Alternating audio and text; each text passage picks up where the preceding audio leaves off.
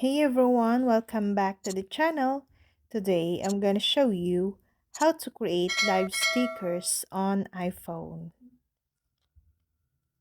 In iOS, you can now take subjects in your live photos and turn them into live stickers for use in messages and elsewhere. As the name suggests, live stickers are basically looping animated stickers that you can share with family, friends, and the wider world. Creating live stickers couldn't be simpler.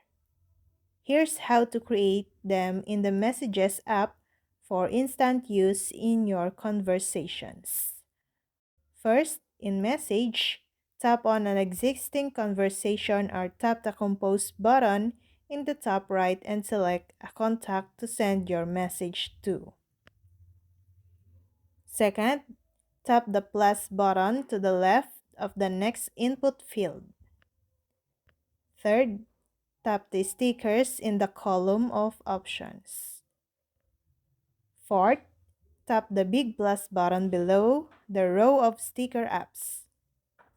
And fifth, tap live below the image search bar, then select a live photo.